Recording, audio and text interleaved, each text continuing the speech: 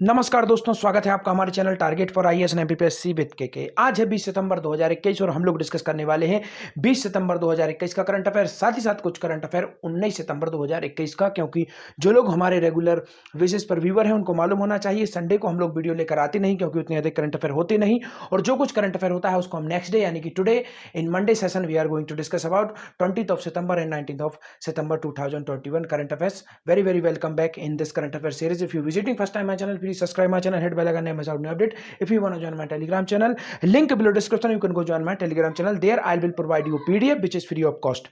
इसके बाद दोस्तों यहां पर बताना चाहूंगा आज का करंट अफेयर होने वाला है काफी अधिक इंपॉर्टेंट, क्योंकि स्पेशली किसान सेंट्रेड होने वाला है, फार्मर सेंट्रेड होने वाला है आज का हमारा जो करंट अफेयर है, क्योंकि काफी अधिक और काफी यूनिक क्वेश्चंस निकल कर आ रहे हैं। आपको मालूम होना चाहिए, क्योंकि जब भी किसी सेशन से काफी अच्छे क्वेश्चंस निकल कर आते हैं मैं सबसे अधिक उन पर फोकस रखता हूं, और वही क्वेश्चंस आपको एग्जाम में काफी अधिक मदद करते हैं एग्जाम निकालने के लिए। क्योंकि मैं हमेशा से कहता हूं दोस्तों, ऐसे करंट अफेयर्स के पीछे मत भागिए जो कि सनसनी क्रिएट करते हैं, क्योंकि सनसनी क्रिएट वाले करंट अफेयर्स आपको जो भी यूट्यूबर्स हैं उनको व्यूवर तो दे सकते हैं, परंतु स्टूडेंट्स को नंबर नहीं दे सकते। दोस्तों मैं हमेशा कहता हूं करंट अफेयर वही पकड़िए जो कि गवर्नमेंट का बार बार गवर्नमेंट उनका जिक्र करती है। जैसे कि मैंने आपको बताया, प्रधानमंत्री मातृ वंदना योजना के क्रियान्वयन में मध्य प्रदेश रहा नंबर 1। इसके साथ ही साथ मैंने आप लोगों को बताया था रीवा परियोजना, उससे डायरेक्ट क्वेश्चन आपको एमपीपीएससी में देखने को मिला। साथ ही साथ मैं बार बार आप लोगों को बताया था कि भूरी बाई मध्य प्रदेश के संस्कृति विभाग की ब्रांड एम्बेसडर है, उसके साथ ही साथ उनको आपका पद्मश्री अवार्ड भी दिया गया है। उनके साथ साथ मैंने आपको कपिल तिवारी जी के बारे में भी बताया था जो कि सागर जिले से थे, उनको भी पद्मश्री दिया गया था, और सुमित्रा महाजन, उनको तो आप सभी लोग जानते हैं।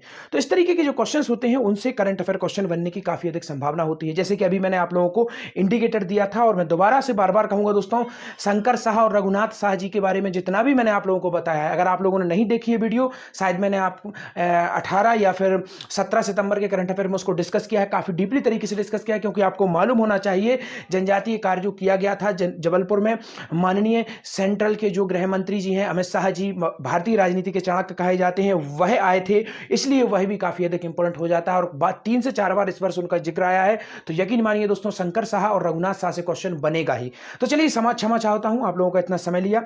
आज के क्वेश्चन में हम लोग डिस्कस करेंगे प्रधानमंत्री स्वामित्व योजना से लाभान्वित प्रथम हितग्राही श्री राम भरोसे विश्वकर्मा प्रदेश के किस जिले के निवासी हैं। आपको मालूम होना चाहिए प्रधानमंत्री स्वामित्व योजना के चयन के लिए कुछ राज्यों का चयन किया गया है, तो वह कितने राज्य हैं, तो सबसे पहले हम देखते हैं यही क्वेश्चन। प्रधानमंत्री स्वामित्व योजना के ट्रायल में, पॉइंट भी नोटेड दोस्तों, ट्रायल में चुना गया है, आपको याद रखना है। इसके बाद यह योजना पूरे भारत में लॉन्च कर दी गई है, परंतु यहां पर we are talking about trial. तो प्रधानमंत्री स्वामित्व योजना के ट्रायल में कितने राज्यों को चुना गया है। दोस्तों यहां पर एक और इंपॉर्टेंट फैक्ट बता देता हूं, जितने भी राज्यों को चुना गया उसको तो हम अभी आगे देखेंगे, परंतु उसमें हमारा प्यारा मध्य प्रदेश शामिल है, इसलिए हम इसको यहां पर डिस्कस कर रहे हैं मध्य प्रदेश के करंट अफेयर में। तो देखते हैं, हमारा पहला ऑप्शन है, ऑप्शन 6 राज्यों को चुना गया है, 7 राज्यों को चुना गया है, 8 राज्यों को चुना गया है, या फिर 9 राज्यों को चुना गया है। So here is the right answer, option number first, 6 राज्यों को चुना गया है दोस्तों प्रधानमंत्री स्वामित्व योजना के ट्रायल में, जिसमें से हमारा प्यारा मध्य प्रदेश भी है। अब यहां पर जो चुनने की बात की गई है, इस तरीके की और भी योजना है जिनमें मध्य प्रदेश को चुना गया था, जैसे कि लाइट हाउस योजना के अंतर्गत मैंने आप लोगों को बताया था मध्य प्रदेश के इंदौर को चुना गया। पूरे भारत से लगभग 5 या 4 जो शहर थे उनको चुना गया था, जिसमें हमारे प्यारे इंदौर को भी चुना गया था। तो यह भी काफी अधिक इंपॉर्टेंट है। तो चलिए देखते हैं, प्रधानमंत्री स्वामित्व योजना से लाभान्वित प्रथम हितग्राही श्री राम भरोसे विश्वकर्मा प्रदेश के किस जिले के निवासी हैं। तो दोस्तों काफी अधिक इंपॉर्टेंट है, यहां पर क्वेश्चन में ही आपको एक आंसर मिलता है। सबसे पहला आंसर क्या मिलता है, इसको मैं यहां पर आप लोगों को टिक कर देता हूं, राम भरोसे विश्वकर्मा जी। तो आपको याद होना चाहिए प्रधानमंत्री स्वामित्व योजना के अंतर्गत 6 राज्यों को चुना गया था, जिसमें से हमारा मध्य प्रदेश भी है, और मध्य प्रदेश के प्रथम व्यक्ति कौन थे, श्री राम भरोसे विश्वकर्मा जी। अब यहां पर पॉइंट बनता है, यह किस डिस्ट्रिक्ट से बिलोंग करते हैं, किस जिले से यह संबंधित है। तो हम देखते हैं, हमारा ऑप्शन नंबर 1 हरदा जिले से संबंधित है, इंदौर जिले से संबंधित है, जबलपुर जिले से संबंधित है, या फिर रतलाम जिले से यह संबंधित है। तो इसका राइट आंसर है दोस्तों हरदा जिला। काफी अधिक इंपॉर्टेंट है, इसको आपको याद रखना है दोस्तों। हरदा जिला से इंपॉर्टेंट एक और फैक्ट आपको बता देता हूं, मध्य प्रदेश में सबसे बड़ा कृषि जोत कहीं पर है, तो वह कहां पर है, हरदा में, और सबसे कम पॉपुलेशन डेंसिटी है तो कहां पर है, हरदा में। पॉइंट भी नोटेड, इन दोनों चीजों को आपको याद रखना है, जहां पर पॉपुलेशन कम है वहां पर आपका क्या है, आपका जो फॉर्म लैंड है वह अधिक है, और सबसे कम फॉर्म लैंड कहां पर है दोस्तों, कटनी में है, याद रखिए। और सबसे अधिक जनघनत्व कहां पर है?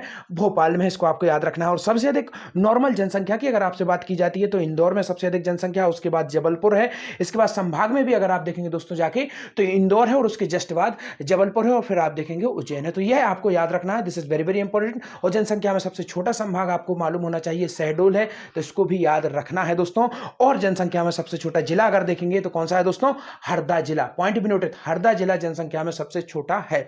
परंतु हरदा जिला कब छोटा है? जो जनसंख्या आंकड़ा है 2011 उसके हिसाब से। परंतु अभी वर्तमान में देखेंगे निवाड़ी नया जिला बना है, वह सबसे छोटा है। कोई भी डाउट नहीं होना चाहिए, अलग अलग बुक्स में काफी डिफरेंट दिया गया है। जो मैं आप लोगों को बता रहा हूं ये गवर्नमेंट का आटा है, गवर्नमेंट का जो पूरा का पूरा डाटा है, सॉरी दोस्तों मैंने आटा बोल दिया, गवर्नमेंट का डाटा है दोस्तों। और इस डाटा के आधार पर ही मैंने आप लोगों को यह जो पूरी की पूरी इंफॉर्मेशन देता हूं। तो बुक्स झूठी हो सकती हैं परंतु गवर्नमेंट का जो डाटा है वह कभी गलत नहीं हो सकता। चलिए चलते हैं फटाफट। रतलाम के बारे में एक और बता देता हूं, इंपॉर्टेंट फैक्ट यहां पर हमेशा बताता हूं मैं, अंगूर अनुसंधान केंद्र रतलाम में है, इसको भी याद कर लीजिए। चलिए फटाफट देखते हैं आगे। प्रधानमंत्री स्वामित्व योजना में मध्य प्रदेश भी, प्रधानमंत्री स्वामित्व योजना में भारत में ग्रामीण समाज का विकास और प्रगति सीधी जोड़ने का मार्ग प्रशस्त हुआ है। भारत का किसान गांवों में रहता है, इसके लिए खेती और उसकी मिट्टी आस्था का सवाल है। योजना के ट्रायल के तौर पर 6 राज्यों का चयन किया गया है, उसमें मध्य प्रदेश भी है। पूरे प्रदेश के किसान इस योजना से अधिक लाभान्वित हों, इसके लिए हम लगातार समन्वय और प्रशासनिक सुदृढ़ता से काम कर रहे हैं। योजना से लाभान्वित प्रथम हितग्राही श्री राम भरोसे विश्वकर्मा प्रदेश के हरदा जिले के निवासी हैं। तो यह सबसे अधिक इंपॉर्टेंट फैक्ट है कि प्रदेश के हरदा जिले के निवासी राम भरोसे विश्वकर्मा जी प्रधानमंत्री स्वामित्व योजना में प्रथम व्यक्ति है। और यहां पर मैंने आप लोगों को बताया था कि मातृ वंदना योजना है, उसके क्रियान्वयन में मध्य प्रदेश नंबर बन रहा है। अब आगे भी देखते हैं। कृषि से संबंधित गेहूं उपार्जन में मैंने आप लोगों को बताया था पंजाब को पीछे छोड़ती हमारा मध्य प्रदेश नंबर बन रहा था, तो इसको भी याद रख लीजिए। हमेशा मैं कोशिश करता हूं आपको अभी जो वर्तमान के करंट अफेयर है उनको पुराने करंट अफेयर से लिंक करने की कोशिश करता हूं, और इसी तरीके से आप लोगों को सलाह दूंगा दोस्तों, इसी तरीके से पढ़िए जिससे कि आप लिंक कर सके पुराने करंट अफेयर को नए करंट अफेयर से। और साथ ही साथ एक और बात बताना चाहूंगा, एमपीपीएससी के लिए जो मुख्यमंत्री की सीरीज थी, बीच में मेरा स्वास्थ्य खराब हो गया था, वह नहीं आ पाई थी, परंतु वह वीडियो अपलोड हो चुकी है, शाम को मैंने अपलोड कर दी है। आप चाहें तो उसे जाकर देख सकते हैं और उसकी पीडीएफ भी आपको टेलीग्राम चैनल पर मिल जाएगी फ्री ऑफ कॉस्ट।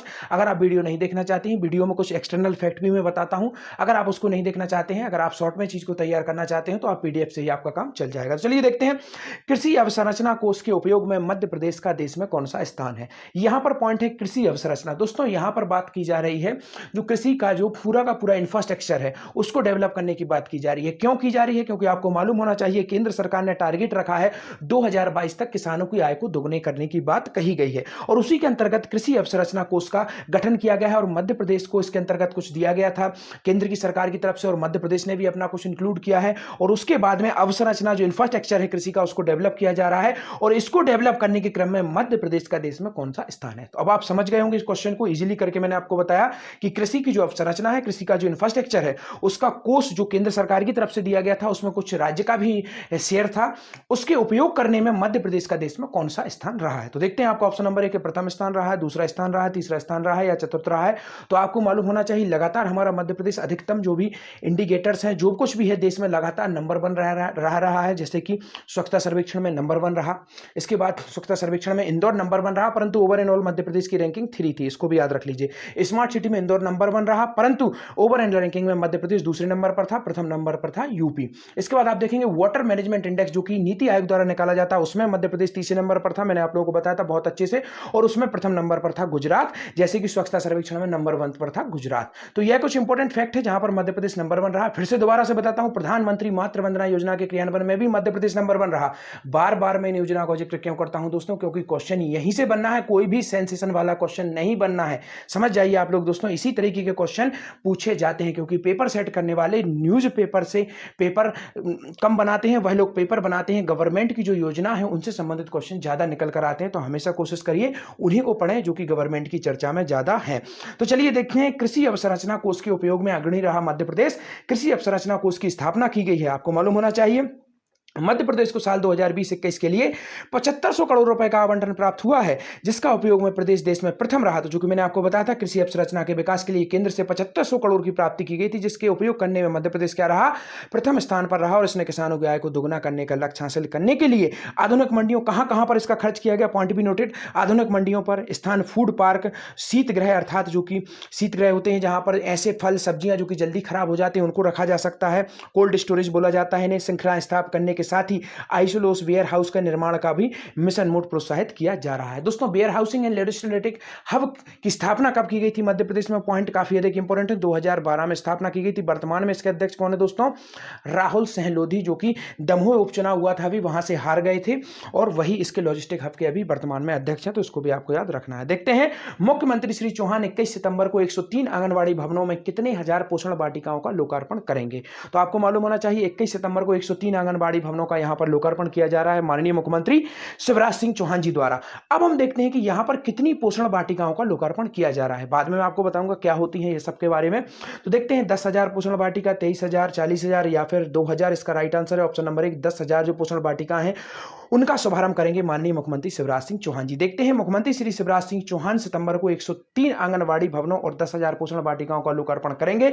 मुख्यमंत्री श्री शिवराज सिंह चौहान 21 सितंबर को खंडवा जिले में, कहां पर, खंडवा जिले में आयोजित कार्यक्रम में प्रदेश के 32 जिलों में 103 नवनिर्मित आंगनबाड़ी केंद्रों के भवनों, 52 जिलों में 10,000 पोषण वाटिकाओं वीडियो कॉन्फ्रेंसिंग के माध्यम से इनका लोकार्पण करेंगे। पॉइंट भी नोटेड, पोषण जो वाटिका है वह क्या है, स्पेशली जो घरेलू लेवल पर, लोकल लेवल पर सब्जी उत्पादन को इसके अंतर्गत बढ़ावा दिया जा रहा है। जो आंगनबाड़ियां हैं उनके माध्यम से लोकल आंगनबाड़ियां की समितियां बनाई जाएंगी जो कि स्वयं उन सब्जियों को उगाएंगी और बच्चों को पोषण उपलब्ध कराएंगी, जो कि मोटिवेट करेगा जो लोकल फूड है उसको भी, और साथ ही साथ जो स्वास्थ्य के लिए काफी अधिक अच्छा भी होता है और पोषण से लड़ने में भी मदद करेगा, तो यह काफी अधिक इंपॉर्टेंट है। देखते हैं मध्य प्रदेश के किस शहर का दुग्ध संघ करेगा पीएनजी गैस का उपयोग। अभी तक आपने सीएनजी गैस का नाम सुना होगा, परंतु यह पीएनजी कौन सी गैस है दोस्तों, पाइपलाइन के माध्यम से इसे प्रोवाइड किया जाता है और यह सीएनजी से सस्ती भी पड़ती है और इसका जो परिवहन है उसका खर्चा बच जाता है और बार बार सिलेंडर यूज नहीं करना पड़ता है, इसलिए पीएनजी गैस पाइप के माध्यम से उपलब्ध कराई जाती है। भारत में सबसे बड़े उपलब्ध कराने वाले अडानी गैस के नाम से चलते हैं, तो इसको भी आप याद कर सकते हैं।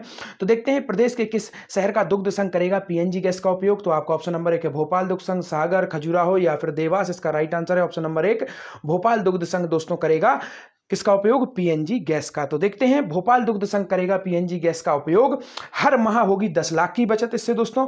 भोपाल दुग्ध संघ के डेयरी संयंत्र में एलपीजी गैस पर अब पीएनजी पाइप प्राकृतिक गैस, याद रखिए दोस्तों, पाइप के माध्यम से इसे प्रोवाइड किया जाता है, इसलिए इसे पाइप्ड प्राकृतिक गैस कहा जाता है।